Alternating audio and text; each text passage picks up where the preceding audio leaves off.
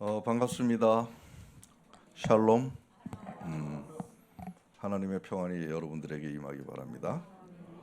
그리고 할렐루야. 네, 하나님의 나라가 또 여러분에게 임하기 바랍니다. 오늘 환자분들이 많이 오셨네요.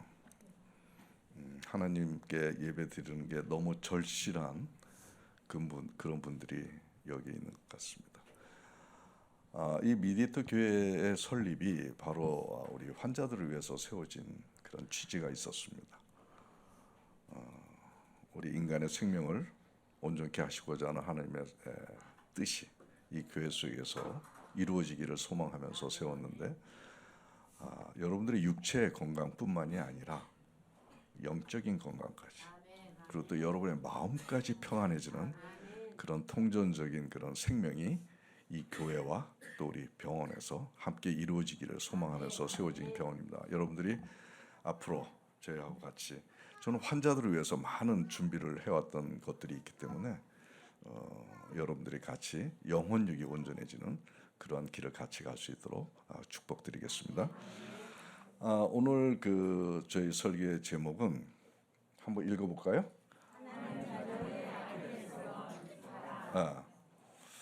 아킬레스건이 뭐죠? 아시죠, 여러분들? 아킬레스건은 병원이니까 이렇게 자꾸 이런 그림이 나오는 거예요. 이 종아리죠. 종아리하고 발뒤꿈치하고 거기를 연결해주는 아주 강한 힘줄입니다. 이 아킬레스라고 하는 그 이름이 여기에 붙여진 이유가 있죠. 여러분들이 너무나 잘 알고 있는 그리스 신화 영웅 아킬레우스 때문에 생겨진 의학적 명칭입니다. 그게 왜 그랬냐면 아킬레우스의 어머니가 자기 아들을 불사신으로 만들려고 스틱스 강이라고 하는데 담갔어요. 몸을 담그면 아마 불사신이 되는가 보죠. 근데 발목을 자꾸 담그는 바람에 발목만 그 강물에 묻지 않아 가지고 그게 아마 그 아킬레우스의 약점이 됐다고 합니다. 그래서 여러분 아시다시피 트로이 전쟁에서 아킬레우스가 왜 죽었죠? 이 아킬레스건이 끊겨서 죽었습니다. 바로 이 아킬레스라고 하는 것은 치명적인 약점이라고 하는 의미를 상징하고 있습니다. 그게 왜 우리 하나님 자녀의 사랑하고 연결이 될까? 바로 제가 그 제목을 정할 때 아킬레스는 진짜 우리 인간이 필요한 요소이고, 또 사랑도 하나님의 자녀라면 반드시 필수적으로 갖춰야 되는 가치이고 요소인데, 그것이 제대로 되지 않아서 오히려 치명적인 약점이 돼가지고 하나님의 자녀로 바로 설 수 없는 그런 요인이 되었다라고 하는 의미에서 아킬레스건, 하나님의 자녀 아킬레스건 사랑이라고 제목을 정해봤습니다. 괜찮죠? 네. 여러분도 아마 하나님의 사랑을 많이 강조하시는데, 이게 오히려 저에게, 우리 하나님 자녀에게는 치명적인 약점이 돼가지고 공격을 받는 그런 것이 아닌가 해서 오늘 설교를 풀어나가 보도록 하겠습니다. 제가 이 사랑에 대한 설교는 굉장히 많이 합니다. 너무 중요하니까. 근데 사실 사랑에 대한 설교를 많이 듣지는 못했어요. 저는 교회를 그렇게 다녔어도. 근데 저는 사랑에 대해서 자꾸 얘기합니다. 오늘도 또 얘기합니다. 자꾸 쪼개서 디테일하게 더 실천적으로 하는 얘기들을 오늘 풀어볼까 합니다. 먼저 성경 말씀을 한번 보겠습니다. 한번 다 같이 읽어볼까요?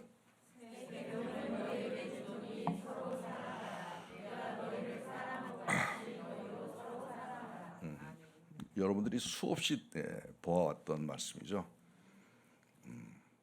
그냥 지나갔죠.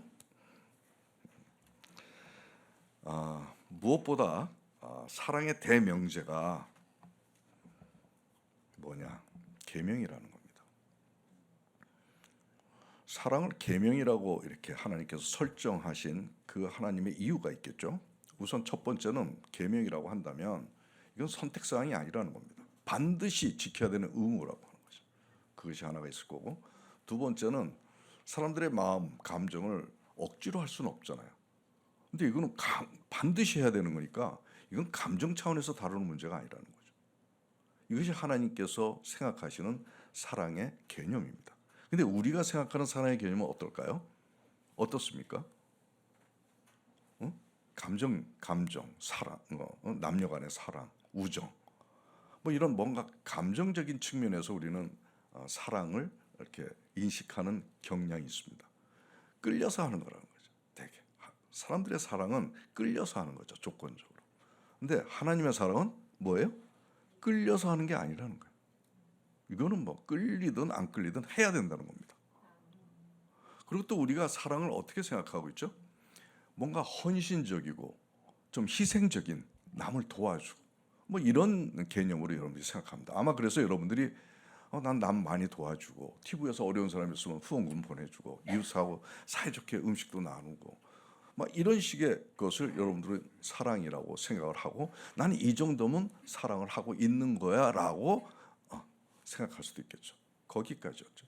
하나님 말씀 다시 한번 보겠습니다. 이걸 한번 같이 읽어볼까요?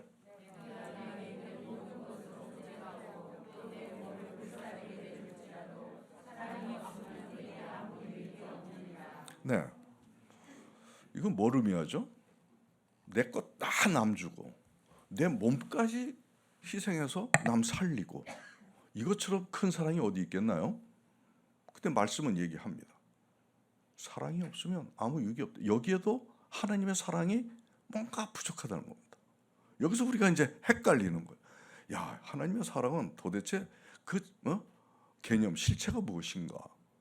우리는 남 도와주는 정도, 헌신하는 정도를 사랑이라 생각하고 그것이 내가 할 수 있는 사랑의 전부이라고 여겨왔는데 하나님은 그거 갖고 안 돼. 이렇게 말씀하시는 겁니다.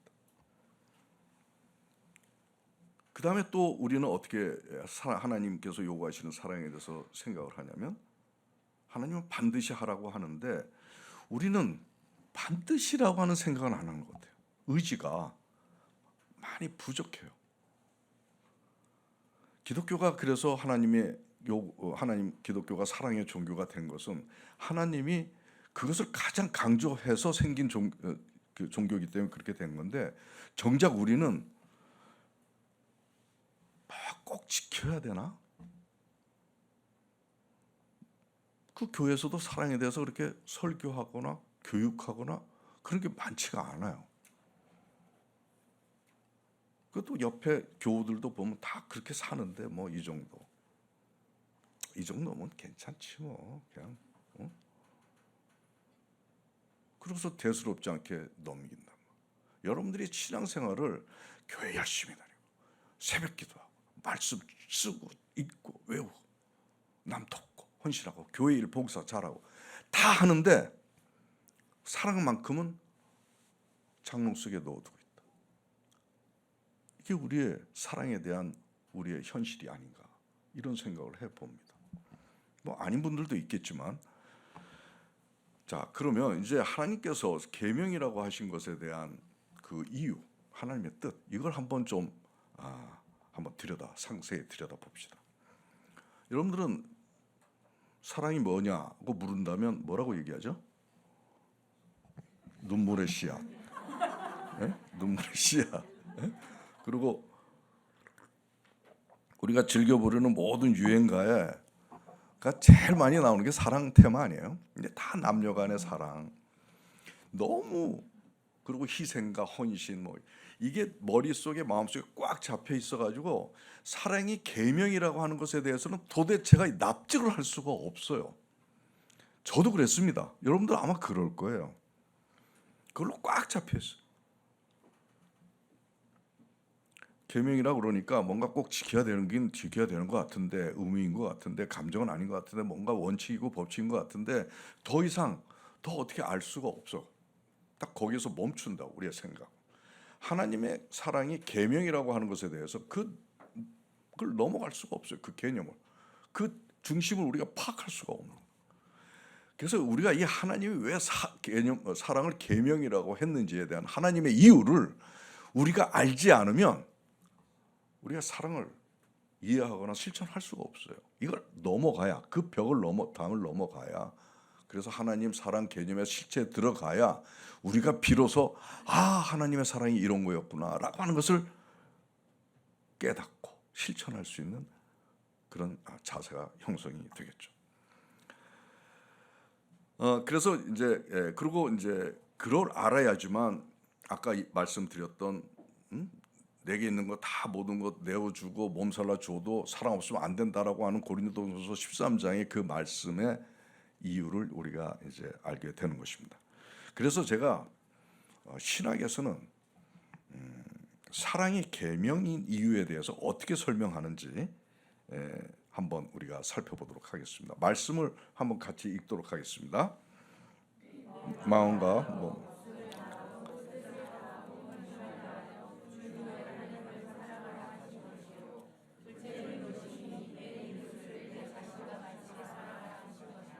이보다 더 큰 계명이 없느니라. 아멘.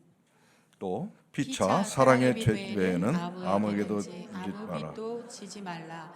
남을 사랑하는 자는 율법을 다 이루었느니라. 간음하지 말라, 살인하지 말라, 도둑질하지 말라, 탐내지 말라 한 것과 그 외에 다른 계명이 있을지라도 내 이웃을 내 자신과 같이 사랑하라 하신 그 말씀 가운데 다 들었느니라. 네, 아멘. 요거는 그대로 좀 놔둬보세요. 우리가 율법을 구태여 지키지 않더라도 사랑을 할 수만 있다면 남 미워하지도 않고 악행하지도 않고 선한 일을 하고 남도 치유해주고 용서해주고 율법의 그 정신이 다 구현이 될 수 있는 거예요. 그래서 율법을 일부러 하나하나 지켜서 하지 않는다 하더라도 사랑만 하면 율법은 다 이루어지는 거예요. 그래서 계명이라고 얘기한다고 신학은 얘기하고 있습니다. 사실 율법의 어느 것도 우리로 하여금 악을 억제하고 선을 행할 수 있도록 이끄는 강력한 요소가 어디 있겠습니까? 사랑처럼 강력한 가치가 없어요. 그래서 사랑이 흐르는 곳에는 온 율법, 전 율법이 다 해결이 되고 법이 없어도 우리는 하나님이 기뻐하시는 생명체로 살아갈 수 있는 거예요. 그래서 계명이라고 신학은 얘기하고 있습니다. 내 옷을 전 구절로 가볼까요?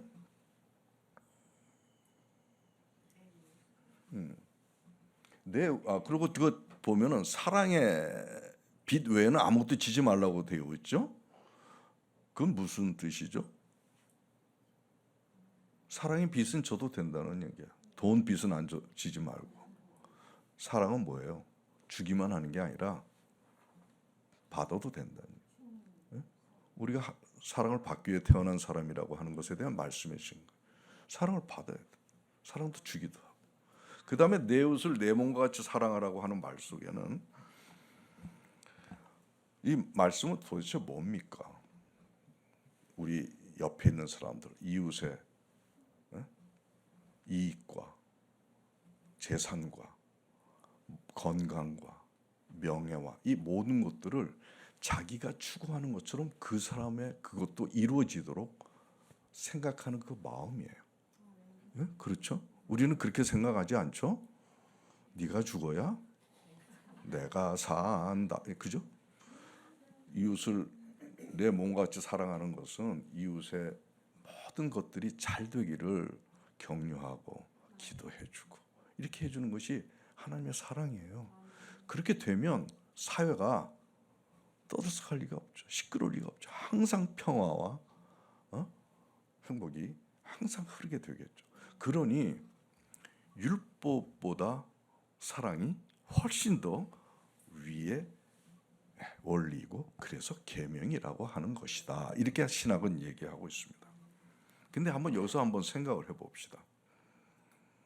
지금 얘기했듯이 사랑을 하면 율법은 다 이루어진다고 했어요. 근데 여러분들이 잘 아는 사람들 있죠? 바리새인 알죠? 만나보진 않았지만 너무나 많이 나와가지고 근데 율법을 제일 잘 지키는 사람이 누구죠? 바리새인이에요. 그래서 그들은 얼마나 철저하게 지키려고 했냐면 뭐 안식일만 되면 뭐 밥도 안 해 먹고 뭐 요즘도 그런데요. 엘리베이터 이것도 안 누르려고 하고 뭐 하여튼 뭔가 하여튼 그렇게 철저하게 지키는 사람인데 율법을 그렇게 지키려고 했던 사람인데 정작 율법의 주인이신 예수님한테 어떻게 됐어요? 심판받았어요. 우리는 심판이 우리 죽어서 사후에서 이루어지는 하나님 예수님 재림할 때 이루어지는 것으로 생각하고 있는데 살면서 심판받은 사람은 그들밖에 없어요. 그죠? 얼마나 그냥 싫었으면 예수님이 심판자가 그냥 현장에서 심판해 버리시잖아요. 회개도 하지 말라고 저주하셨다. 그 이유가 뭐예요? 율법은 잘 지켰는데 사랑이 없다는 이유였습니다. 자, 사랑을 하면 율법은 완성이 되고 천국 사람으로서의 구원에 이르게 되는 그 등식이 이루어집니다. 근데 율법을 지키려고 했더니 사랑이 없어지고 심판받더라 이거죠. 우리는 어떻습니까? 이제 바리새인하고 똑같지는 않겠지만 우리는 하나님을 믿으면서 종교 행위에 대한 것에 너무 철저하게 지키려고 하는 사람이 있어요. 술, 담배 하면 안 돼. 또 항상 거룩하는 거. 그리고 기도 잘해야 돼. 말씀도 다 외워서 해야 돼. 또 이렇게 살면 안 돼. 저렇게 살면 안 돼. 저러면 하나님 자녀가 아니야. 교인이 아니야. 뭐 이런 걸 얼마나 따지는 그런 나름대로의 불문율들이 우리 교회 안에 있어요. 그래서 겉에서 보면은 굉장히 경건하고 훌륭한 교인인 것처럼 생각이 들지만 그들에게 내면에는 사랑이 없어요. 우리의 모습이 바리새인 축소파는 아닌가 우리가 한번 생각해 볼 필요가 있지 않겠냐는 생각이에요. 우리가 교회에서 이거 지켜야 돼, 저거 지켜야 돼 이렇게 하는 기준을 세우고 가르고 자기의 담벼락을 세우고 바리새인처럼 이제 이런 거 다 무너뜨리세요. 아시겠어요? 뭐부터 해야 돼요? 뭐부터 해야 돼요? 사랑부터 하는 우리의 신앙의 개념을 바꾸셔야 돼요. 그 다음에 신앙은 이제 왜 계명이냐고 했을 때 천하 만민을 한 혈통으로 지으셨기 때문에 계명이라고 얘기한다는 겁니다. 한번 말씀을 보시면 다 같이 읽어볼까요?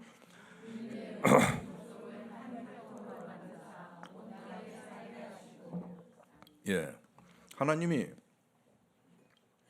온 우주와 인류를 만드실 때 한 혈통으로 만드셨다는 거예요. 사자는 사자 혈통으로 만들었고 호랑이는 호랑이 혈통으로 만들었습니다. 인간은 인간의 한 혈통으로 똑같아요. 색깔만 다르지 겉은. 나는 그 까만 아프리카 사람 보면 대부분 보는 게 다르지 않을까? 뭐 어떻게 삶의 모습이 다르지 않을까? 생리적인 뭐 똑같아요. 모든 게 한 혈통으로 만드셨기 때문에. 그래서 우리는 형제와 자매인 것입니다. 한 혈통이기 때문에. 요 몇 명만이 한 혈통이 아니라 전 인류적인 하나님 차원에서의 개념 생각을 해보면 우린 다 한 형제요, 한 자매라는 거. 그러니 사랑해야 되는 거. 서로 위하고 돕고 또 필요에 따라서는 희생도 해야 된다. 한 번은 이런 일이 있었다고 합니다. 한 109명 정도의 그 구세군 알죠? 구세군 사관 109명 정도가 아일랜드의 그 황후 이름을 딴 배를 타고 가다가 파손됐대요. 그래서 다 죽게 된 거예요. 근데 이 사람들은 구명정이 있었는데 옆에 다른 분들이 구명정이 없는 사람들을 본 겁니다. 자기 걸 벗어서 그 사람들한테 입혀줬답니다. 그러면서 하는 말이 나는 더 잘 죽을 수가 있어요. 더 좋은 데 갈 수가 있어요. 그럼 형제분 구명정을 대신 입으세요. 그들을 살렸습니다. 이 사람들은 내세관이 있었던 거예요. 여러분들 내세관이 있죠. 우리는 죽음으로 끝나는 게 아니라 죽음 이후에 또 다른 인생이 열리는 내세관을 갖고 있는 사람들입니다. 내세관을 갖고 있으면 현세에서 그렇게 아둥바둥 살 필요가 엷어지는 그런 근거를 우리에게 제시해 주는 게 바로 내세관인데, 이 구세군 분들은 그런 철저한 내세관을 갖고 있었나 봐요. 하나님은 요구하십니다. 너희들이 사람들 위해서 목숨을 내어놓지 못한다 하더라도 한 혈통으로 지음 받았기 때문에 서로의 연대 의식과 책임 의식은 있어야 된다고. 하나님이 그런 사람들을 사랑하신다는 거예요. 나만 내 아들 내 새끼 뭐 이것만이 아니라 우리라고 하는, 남의 자식도 귀한 거고 남의 일도 상당히 소중한 거, 그런 연대 의식을 가져야 된다는 것입니다. 그래서 우리는 숙명적으로 그러한 남이 아니고 우리라고 하는 한 혈통 속에서 타인들을 바라보는 그 안목을 가지고 가치관을 가져야 된다. 바로 이것이 우리 하나님 자녀가 갖춰야 되는 덕목이고, 그래서 계명이라고 하는 것입니다. 사실 여기 계신 그 분들은 한 혈통이지만 나중에 믿지 않는 사람들하고 신자들하고 나뉜다 이렇게 되어 있습니다. 나뉜다. 그래서 하나님을 믿는 자만이 하나님 앞에 같이 서서 함께 더불어 영생을 누린다라고 예언을 하고 있습니다. 우리는 현세에서는 각기 다른 곳에서 다른 일을 하며 살지만 좀 있으면 하나님 앞에 다 함께 서는 거예요. 예상이 됩니까? 그렇기 때문에 지금부터 친하게 지내자. 알겠어요? 그게 우리가 사랑을 해야 되는, 이 신자들끼리 사랑을 해야 되는 종말론적인 이유입니다. 나중에 어떻게 될 거라고 하는 걸 예상해 보면 이제 나중에 다 가서 껴안고 그럴 텐데, 지금 서로 막 삿대질 하다가 그렇게 할 수 있어? 지금부터 우리는 그러한 사랑을 좀 한번 연습하고 실천을 해보자, 이런 생각이 듭니다. 자, 이제 그러면서 신학은 또 이렇게 주문을 합니다. 계명이니까 강제적으로 하는 그런 뉘앙스가 있죠. 강제적으로 해야 되는 거냐, 수동적으로 마지못해 해야 되는 게 사랑이냐. 그렇죠? 지금도 들어보면 하긴 해야 되는 것 같은데 이게 되나 안 되나, 이거 어떻게 해야 되나 하고 상당히 좀 운신할 수 있는, 이게 안 될 거야 아마. 여러분들 말씀은 이런 얘기를 합니다. 다 같이 읽어볼까요? 그러나 그 자유로 육체의 기회를 삼지 말고 오직 사랑으로 서로 종노릇하라. 네.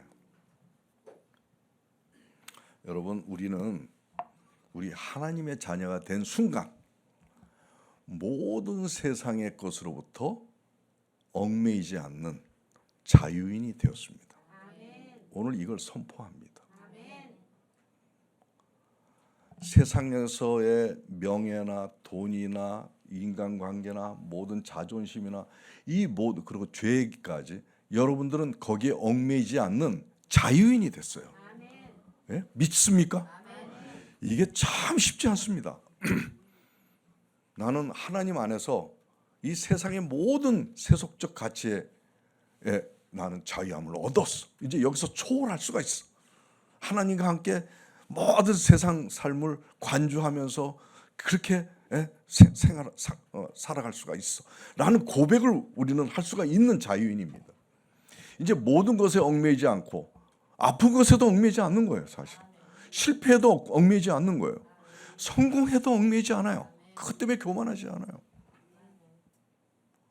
이런 자유인이 되면 여러분들의 얼굴 속에서는 항상 온화하고 여유 있는 그런 표정이 나와야 됩니다.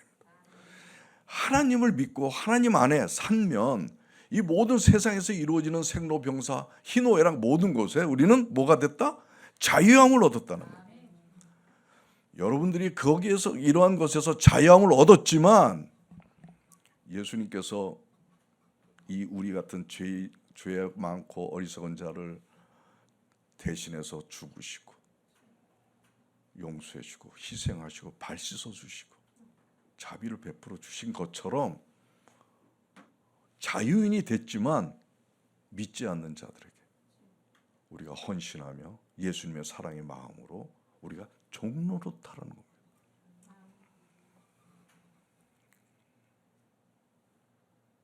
이것이 우리 하나님의 자녀가 된 사람들의 세상 사람들하고 구별되는 강력한 우리의 자세인 것입니다. 그래서 저는 이런 제시를 하고 싶어요. 우리가 공중도덕 잘 지키죠. 우리나라는 잘 지키는 나라예요. 어디 가니까 막 교통 무질서 하더라고. 빨간불 있으면 딱 쓰고 파란불 있으면 가고 자동으로 우리는 그 지키는 공중도덕을 지키는 그런 시민이 되었죠. 자동으로. 거긴 이유가 없어요. 서로가 좋은 거니까. 마찬가지로 하나님 자녀들이 사랑하는 거는 빨간불 서고 파란불 가는 그런 자동의 문화처럼 자연스럽게 배워야 된다. 자동으로 하자는 거예요. 자동으로. 알겠습니까? 이제 그러한 경지로 여러분들이 나가길 바라겠습니다. 이제 정리를 해보겠습니다. 신학에서는 아직까지도 사랑을 도와주고 용서하고 희생해주고 한 혈통으로 지었기 때문에 숙면적으로 우리는 그래야 된다는 거. 이런 정도로 설명을 했는데 이 정도 가지고는 사랑이 계명이라는 차원의 명분을 뒷받침하기에는 좀 뭔가 부족하다는 생각이 들지 않아요? 난 그런 생각이 들다. 이 정도는 나도 알지. 그래, 그래야지. 우리 한 혈통이니까 같이 이렇게 같이 돕고 살아야지. 그리고 고린도전서의 13장의 그 말씀을 여전히 해결하지 못하는 거예요. 아가페적인 사랑 외에 또 뭔가 또 있다라고 하는 것에 대한 하나님의 말씀을 충족시키지 못하는 거예요. 신학적으로도. 어떻게든지 사랑의 근본적인 명분, 대의 명분 같은 것들을 그 하나님의 근본적인 뜻을 우리가 파악해서 사랑이 이런 거구나. 그래서 해야 되는 거구나. 그래서 자발적으로 사랑할 수 있는 동기부여가 될 수 있는 사랑에 대한 또 다른 개념 실체를 우리가 발견해야 된다. 발견해야죠. 아무튼 뭔가 임팩트가 필요해. 우리 신자들에게 정말 사랑하지 않으면 안 되는 그런 임팩트가 필요한 거예요. 고민을 많이 했죠. 참 많이 했습니다. 이래야 우리가 이제 서로가 이제 사랑해야 돼. 안 하면 안 돼. 이런 문화가 우리 한국 교회에 이렇게 세워져야 되는 거예요. 그래서 이거를 이제 풀어 나가기 위해서 하나님은 사랑이시다라고 하는 최고의 명제를 가지고 한번 제가 풀어 나가기 시작을 했습니다. 전 유사가 한번 읽어 보실래요? 하나님은 사랑이시다라는 대명제로 근거로 살펴보자. 하나님은 자체가 사랑이시기 때문에 그가 하시는 모든 사역이나 원리가 다 사랑의 섭리가 깔려 있다. 그래서 그가 지으신 인간, 자연계를 비롯한 모든 피조 세계에 당신의 사랑 섭리를 심어 놓으셨을 거다. 그래서 개인은 물론 공동체 생명 운영도 사랑에 입각해서 영위된다. 이를 통해 사랑은 자연계나 공동체가 생명으로 영위되기 위한 운영 법칙 또는 생명 법칙이라 할 수 있다. 네, 그렇습니다. 사랑은 자연계, 인간의 생명, 교회, 사회, 국가 같은 공동체가 조화와 균형을 이루며 아름다운 생명을 구현하기 위해 꼭 필요한 생명 원리라는 겁니다. 우리가 감정적으로 이렇게 하는 그런 거하고 차원이 좀 달라지기 시작합니다. 다시 말하면 온 사회 공동체는 다양한 한 사람도 똑같은 사람이 없어요. 성격도 다르고 모든 게 달라요. 교육, 환경, 집안 뭐 같은 요소 그 분들이 한 분도 없어요. 모든 생명 공동체는 다 이렇게 다양한 구조로 하나님이 세우셨고 구성하셨습니다. 이런 다양성 안에서 서로 다른데 다르기 때문에 분열하지 않고 서로 합력하면서 아름다움을 구현할 수 있게 이끄시는 게 바로 사랑이고 하나님은 그것을 요구하시는 겁니다. 그래서 만약에 우리가 그 사랑이 없으면 공동체는 깨지는 거예요. 항상 파멸과 분열로 갈 수밖에 없어요. 그래서 하나님은 사랑을 계명으로 다루신 거예요. 우리가 다 죽으니까. 그 사랑은 마음 끌려서 하는 게 아니라는 거예요. 안 하면 다 죽는다. 끌려서 한다고 생각하면 사랑을 감정 차원에서 생각한다면 사랑하라고 했으니까 남자는 아무 여자나 다 사랑하는, 여자는 아무 남자나 다 사랑. 괜찮아요? 대답이 없네. 큰일 나죠. 평화와 질서가 깨지는 거죠.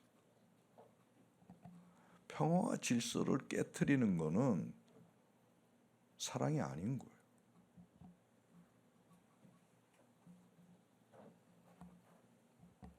아무튼 전체, 생명 공동체, 가족 공동체 이런 것들을 아주 아름답고 온전하게 세워나가는데 필요한 가치가 덕목이 바로 사랑인 것이었던 것입니다. 그래서 이 더불어 사는 사랑을 안 지키면, 그래서 이게 생명 법칙인 거예요, 사실. 그래야 사는 거니까 다들. 안 지키면 지금 뭐 우크라이나 전쟁도 그렇고 하마스 전쟁도 그렇고 막 여기저기서 자기네만 살겠다고 남 죽이겠다고 그렇게 전쟁이 일어나는 겁니다. 자, 이제 고린도전서 13장에 내게 있는 모든 것을 구제하고 또 내 몸을 불살라 내어 줄지라도 사랑이 없으면 아무 유익이 없다라고 하는 그 말씀을 이해하시겠죠? 예? 우리가 희생하고 남 도와주고 하더라도 그런 아카페적인 헌신을 하더라도 전체가 죽으면 그건 사랑이 아니라는 겁니다. 그래서 우리가 헌신하고 희생하는 아카페적인 사랑을 또 중요한 거지만 그 말고 또 하나 우리가 하나님의 자녀라면 기억하고 실천해야 되는 것이 전체의 생명 공동체를 온전케 하는데 우리가 기여하는 그런 마음과 자세가 있어야 되는 것을 하나님은 하나 더 요구하십니다.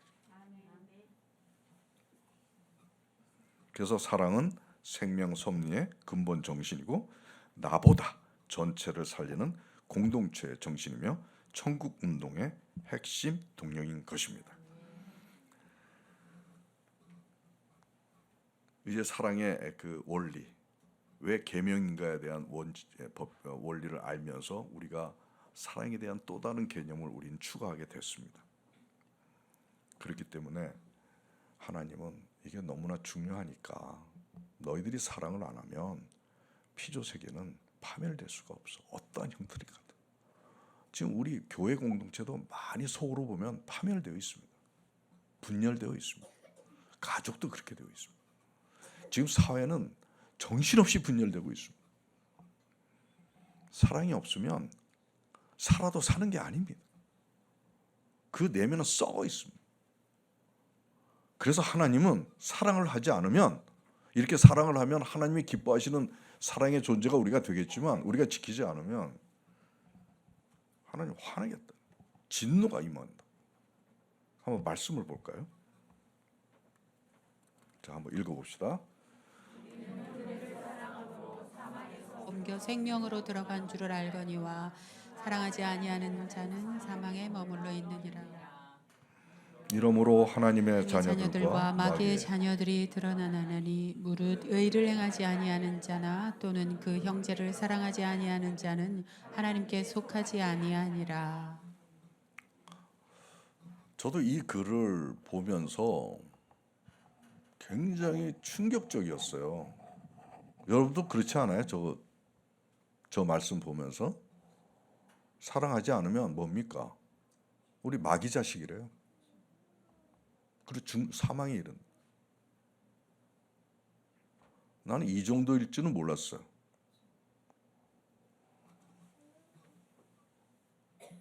갑자기 난감해지죠. 지금 우리는 나름대로 하나님을 열심히 믿고 신앙생활을 하고 있는데, 그리고 어느 정도는 그래도 남들보다 사랑의 마음을 갖고 있고, 근데 하나님의 요구하시는 그것은 엄청난 것이고, 만약에 그것을 우리가 실천하지 않으면 마귀 자식이에요. 마귀 자식. 진짜 무서운 말이 아닐 수가 없습니다. 사실 이건 생사의 문제입니다. 하나님이 생각하시는 사랑이 얼마나 중요하고 이거 아니면 안 된다고 생각하시는지 이 말씀에서 하나님 마음을 우리가 엿볼 수가 있어. 저는 아니야 그래도 우리 다 대충 다 구원받고 하나님의 자녀로 인정받고 뭐 이러고 우리는 그러고 자부심 갖고 사는데 뭐 이 정도까지야 좀 봐주시지 않겠나? 봐주시겠지, 자비의 하나님이시니까. 그래서 좀 뭔가 유두리가 있나 한번 살펴보려고 신학적인 것을 왜 하나님은 이렇게 무서운 말씀을 하셨는가에 대한 신학적 해석을 한번 제가 살펴보았어요. 굉장히 양이 많지만 딱 몇 줄만 제가 정리했으니까 한번 우리 전주서가 읽어보겠습니다. 진정으로 거듭나서 하나님께 속한 자는 하나님의 씨가 그의 속에 뿌려져 자란다. 즉 예수님과의 생명적 연합이 이루어져 주님의 생명이 들어가면 새로운 본성이 자리 잡아 그 증거로서 죄의 권세를 깨뜨리고 마귀에 속한 자 중생전 상태처럼 살지 않고 사랑하게 된다. 만약 사랑하지 않으면서 그것이 문제임을 인식조차 못하면 이런 사람은 사망에 머물러 있고 하나님께 속하지 않은 자이다. 우리는 죄와 사망의 법에서 생명의 법으로 옮겨진 새로운 존재가 됐는데 이런 변화는 형제에 대한 사랑으로 알 수 있어 형제 사랑 없는 자는 영생이 없다. 그래서 사랑은 하나님 자녀된 삶의 최고 표현이다. 신학도 봐주는 게 없네요. 하나님 말씀에 결코 오차가 없다는 것을 증명하고 있어요. 그러면서 팁을 줍니다. 우리가 사랑을 하려면 스스로는 안 된다는 거예요. 오직 어떻게? 하나님의 씨가 하나님 씨가 우리 안에 뿌려지고 하나님과 생명적인 연합을 해야지만 비로소 우리가 사랑할 수 있다고 도움말을 준 거예요. 조언을 해준 거예요. 그래도 길이 열린 거죠. 오늘날 지금 오늘 주일날 모든 교회가 예배를 드리고 있는데 오늘날 한국 교회가 예전 같지 않죠? 많이 손가락질 당하고 예수님이 믿은 걸 부끄러워하는 젊은 세대가 생겼어요. 예수님이 교회 나간다고 얘기 안 해요. 좀 젊은 사람들이 일부. 신뢰 잃고 영향력 잃고 미래 잃고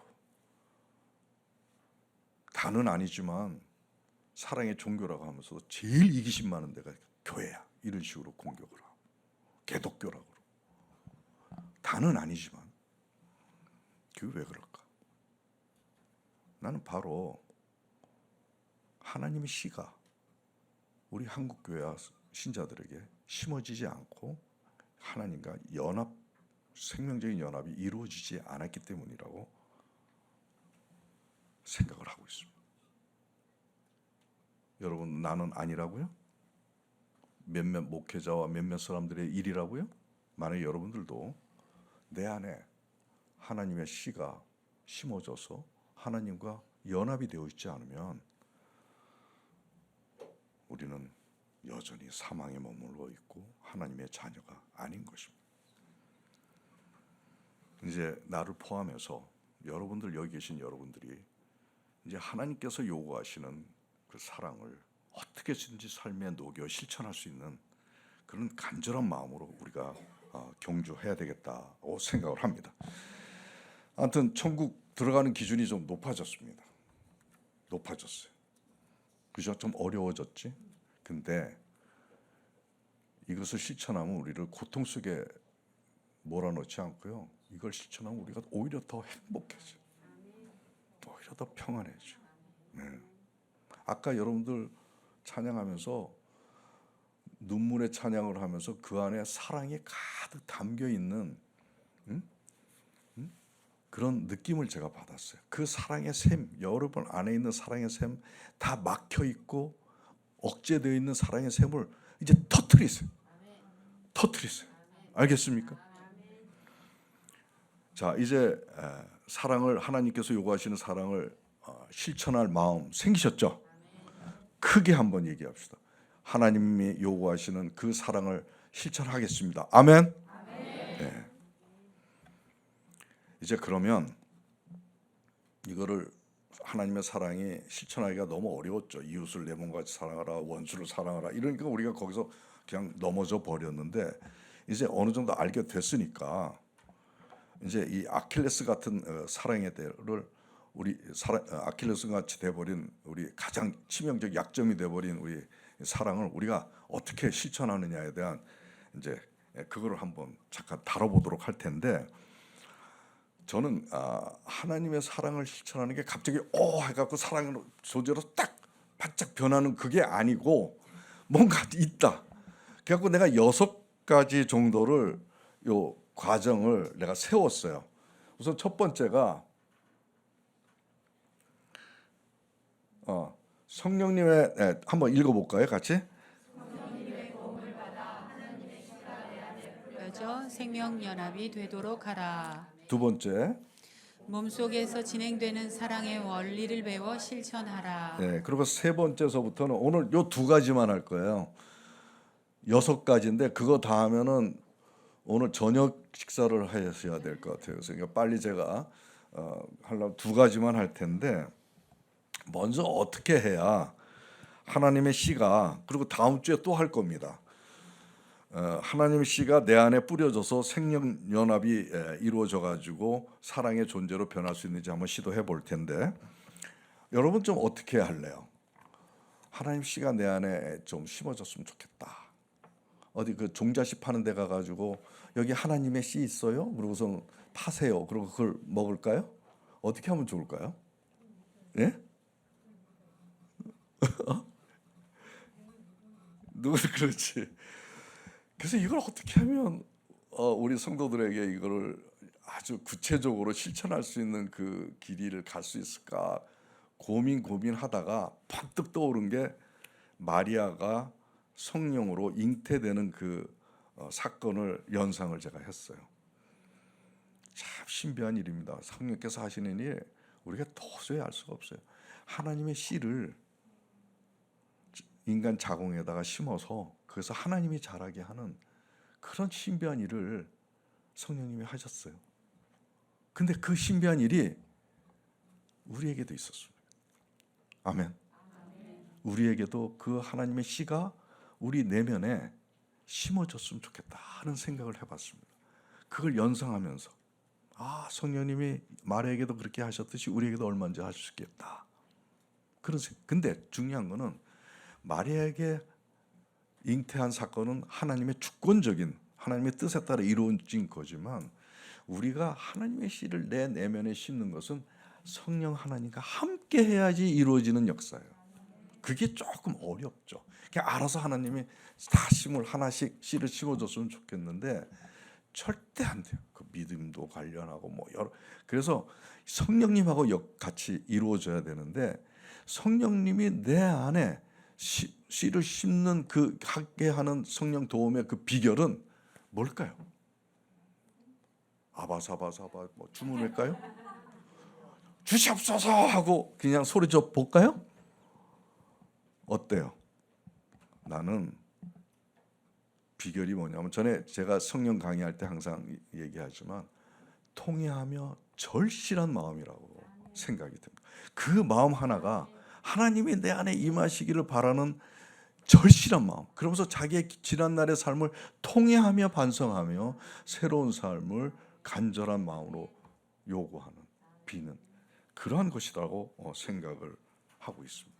이제 여러분들이 하나님 씨가 여러분들 내면에 심어지기를 소망하면서 한번 시도를 해봅시다. 지금 하나님 씨가 여기 있네요. 절실한 마음으로 했을 때 그 다음에 우리는 하나님의 새로운 존재로 빛나는 존재로 할 텐데 한번 따라 해볼까요? 그동안 눈을 좀 감아봅시다. 그동안 나도 모르게 사탄 지배받으며 사탄의 지배받으며 형성된 옛자를 형성된 옛자를 하나하나 버릴 테니 하나하나 다 버릴 테니 제발 하나님 나라가 내 마음과 내 삶에 하나님 마음과 내 임해달라고. 임해달라고. 그렇지 않으면 그렇지 않으면 나는 살아도 산 게 아니라. 나는 살아도 산 게 아니라. 이렇게 고백하면서 성령님께 매달리시기 바랍니다. 이제 비움과 체험 아까 여러분들 하셨죠? 그것도 이 일환입니다. 성경을 100번 1000번 쓰는 것보다 이런 노력하는 것이 훨씬 더 중요하다는 생각을 합니다. 이제 여러분은 사랑을 할 수 있는, 하나님의 사랑을 할 수 있는 토양을 갖춘 셈입니다. 그렇게 되면 여러분의 내면에 사랑이 움트는 일들이 시작이 될 겁니다. 근데 여기서 다 된 게 아닙니다.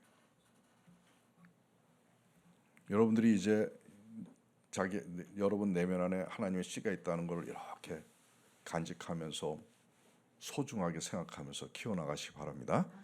그리고 우리가 이제 이것을 실천하는 것은 또 다른 문제가 하나가 있어요. 근데 그것은 바로 뭐냐면 이걸로 비교할 수 있을 것 같아요.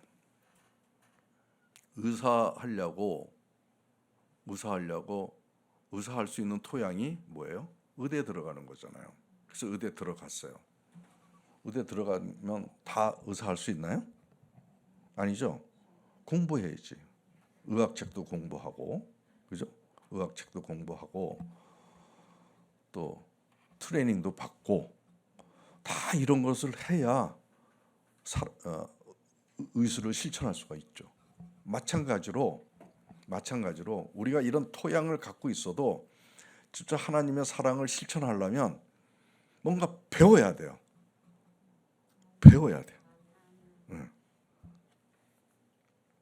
배우고 싶죠? 네? 배우고 싶지 않아요? 네, 꼭 배워서 실천해야 됩니다. 근데 어디서 배울까요? 세상 천지에 사랑을 가르쳐주는 그런 데가 없어요. 좋은 얘기는 많은데 어딜까요? 응?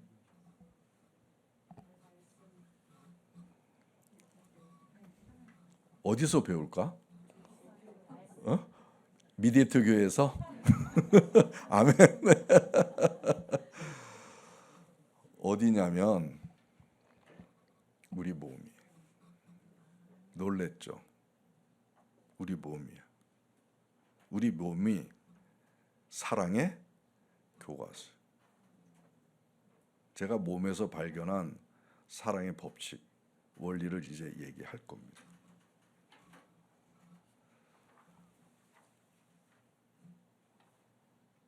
육체는 썩어질 것으로 거기에 육체를 소중하게 생각하지 말라고 말씀은 있지만 그것은 육체에 길들여진 육체에 내재되어 있는 정욕 때문에 그런 거지 육체 자체가 나쁜 게 아니에요. 오히려 그 안에는 사랑이 흐르고 있어요. 하나님은 우리를 영과 혼과 육으로 만드셨어요.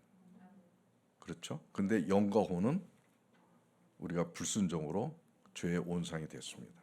근데 육은 덜 오염이 됐습니다. 그래서 육체 안에서는 사랑의 그 원리가 흐르고 있어요. 궁금하죠? 사실 제가 오늘 그것까지 설교를 하려고 그랬는데 지금 시간이 많이 지났어요. 여러분들 또 병원에 가셔야 되고 해서 오늘 성경 구절 하나만 읽고 오늘 설교를 마치도록 하겠습니다. 그래서 다음 시간에 몸에서 흐르는 생명 원리에 대해서 설명을 해줄 거예요. 아마 여러분들이 처음 듣고 배우시게 될 텐데 성경 구절을 한번 보도록 하겠습니다. 에베소서 1장 4장 16절을 먼저 읽어볼까요? 다 같이 읽어보겠습니다. 온 몸이 각 마디를 통하여 도움을 받음으로 연결되고 결합되어 각 지체의 분량대로 역사하여 그 몸을 자라게 하며 사랑 안에서 스스로 세우느니라. 아멘. 네, 몸 안에 사랑이 있다는 겁니다.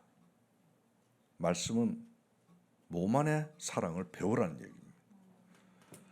이제 저희가 이제 몸 안에서 이루어지는 것을 이제 고린도전서하고 이제 저희가 연구한 그 5장 6부의 상생상극에 대해서 다음 시간 할 텐데, 여러분들 이제 잘못 생각했던 거 하나 교정하면서 오늘 설교를 마무리하겠습니다.